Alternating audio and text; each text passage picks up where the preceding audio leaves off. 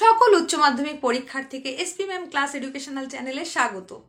আজকের এই ভিডিও কিন্তু শুধুমাত্র আর্টস স্ট্রিমের জিওগ্রাফি যারা নিয়েছে তাদের জন্যই নয়।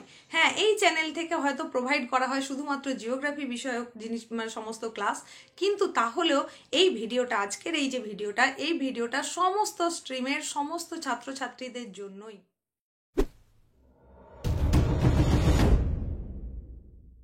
তোমাদের জন্য কতকগুলো আমার দিক থেকে পরামর্শ বলতে পারো।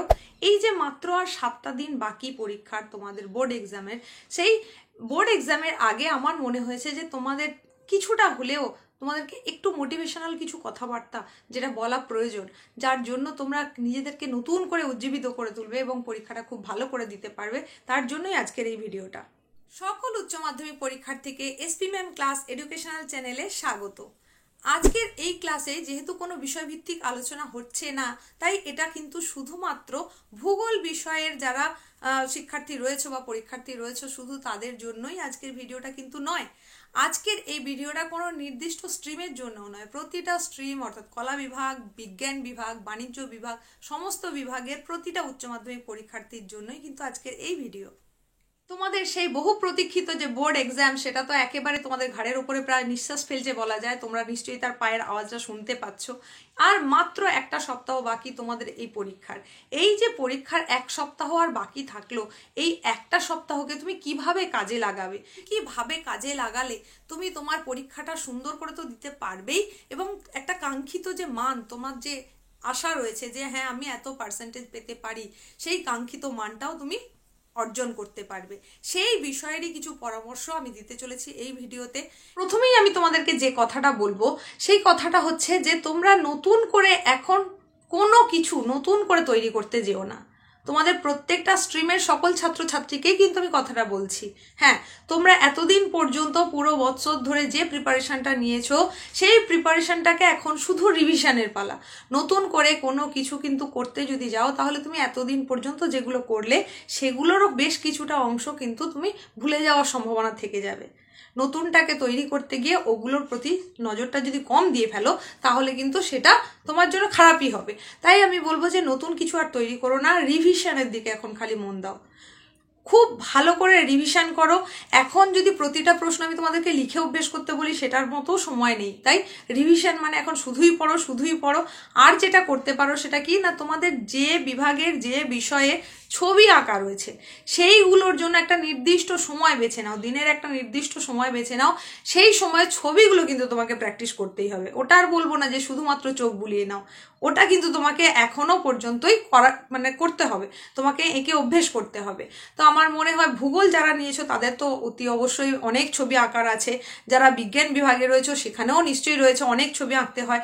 তো সেইগুলো আমার মনে হয় যে সময়টা তোমার পড়তে ভালো লাগে না, যেটা মনে হচ্ছে যে দূর এই সময় পড়ার ঠিক মন বসছে না, সেই সময়টাকে তুমি বেছে নাও ওই ছবিগুলোকে প্র্যাকটিসের জন্য। এরপরে আমি বলবো, দেখো তোমাদের এমনিই তো পরীক্ষার যে সময়সূচি নির্ধারিত হয়েছে, সেখানে অনেকটা আর্লি মর্নিং তোমাদেরকে বাড়ি থেকে রওনা দিতে হবে সেন্টারে পৌঁছানোর জন্য। তো তোমাদের এই আর্লি মর্নিং ওঠাটা কিন্তু অনেকেরই অভ্যেসে নেই। তাই সেটা যাতে অভ্যেসে পরিণত হয়, তার জন্য অন্তত এই একটা সপ্তাহ তো চেষ্টা করো একটু তাড়াতাড়ি ওঠার জন্য। কারণ আমি দেখেছি তোমাদের মধ্যে বহু ছাত্রছাত্রী আছো যারা অনেকটা দেরি করে কিন্তু ঘুম থেকে ওঠো। অনেকে ভাবো যে একটু রাত্রি বেশি পর্যন্ত জেগে পড়ে নেওয়া যায়, কিন্তু খুব সকাল সকাল ওঠাটা বড্ড কষ্টকর। কিন্তু সেটা নয়, আর্লি মর্নিং যদি উঠতে পারো, ওই সময়ে যে প্রকৃতির যে একটা পরিবেশটা থাকে, সেটা কিন্তু তোমার ওই বড় প্রশ্ন, কঠিন যে বিষয়গুলো সেগুলো করার জন্য কিন্তু একটা আদর্শ সময়। তাই সেই সময়টাকে কাজে লাগিয়ে নাও। তোমাদের যে যে বিষয়ের ক্ষেত্রে তোমরা যে যে সাজেশনকে ফলো করবে বলে মনে করেছো, সেই প্রশ্নগুলো কিন্তু এখন দেখার জন্য ওই সময়টাকে কাজে লাগাও।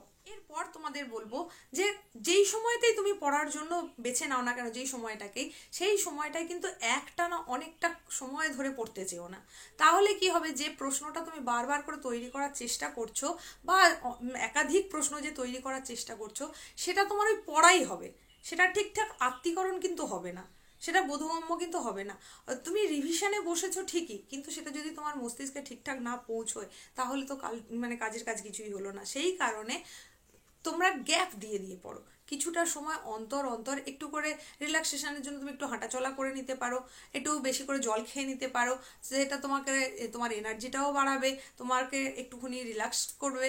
তাছাড়া কি বলো তো, তুমি যদি তোমার বাড়ির যে ছোট ছোট ভাই বোনেরা যদি থাকে বা বাড়ির বয়স্ক মানুষজন, ওনাদের সঙ্গেও কিছু কথা বলতে পারো, কিছুটা গল্প করে নিলে বা কিছু একটু খেয়ে নিলে, এইভাবে তুমি কিন্তু তোমার একটুখানি গ্যাপিং পিরিয়ডটাকে করে নিতে পারো।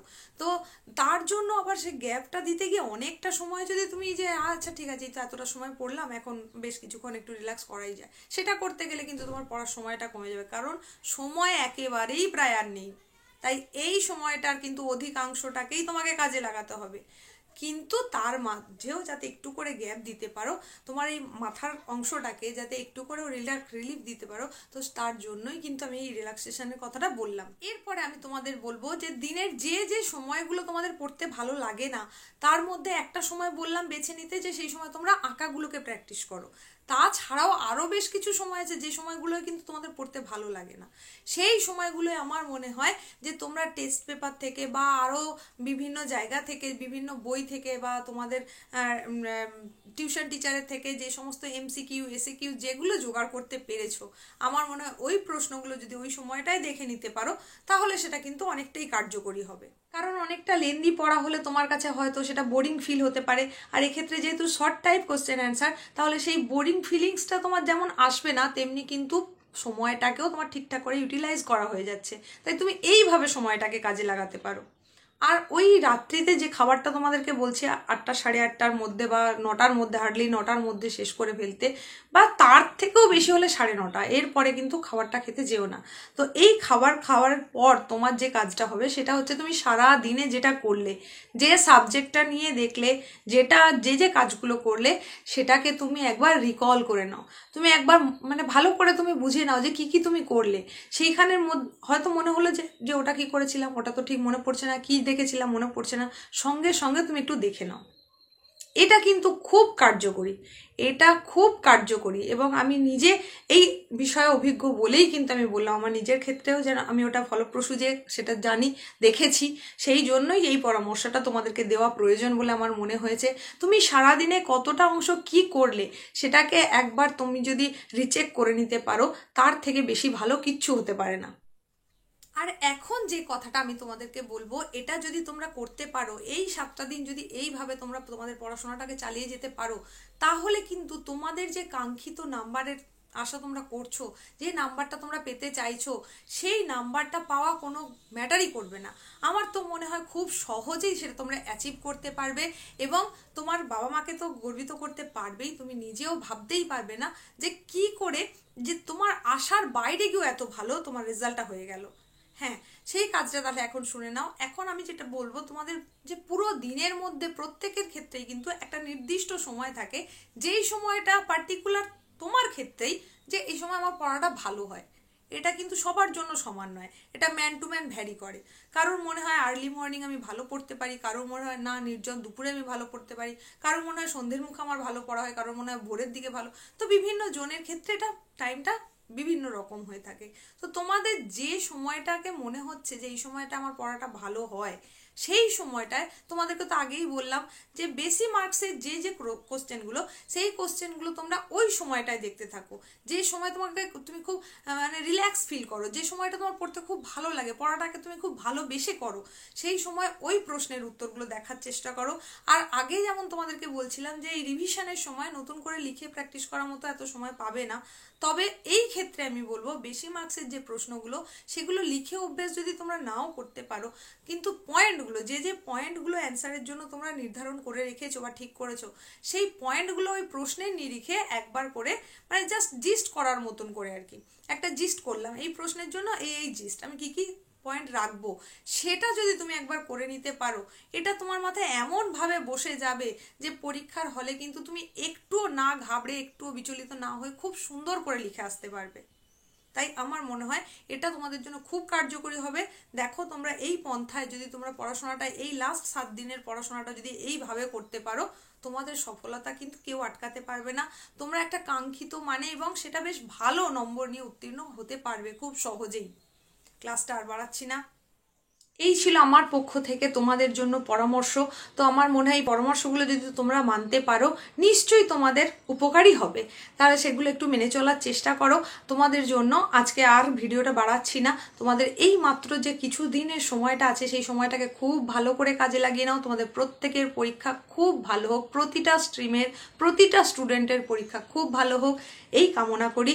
তোমাদের সকলের জন্য বাগদেবীর কাছে এই প্রার্থনাই থাকবে, এই কামনাই থাকবে আমার তরফ থেকে আর আমার চ্যানেলের তরফ থেকে, যাতে তোমাদের প্রত্যেকের পরীক্ষা খুব সুন্দর হয়।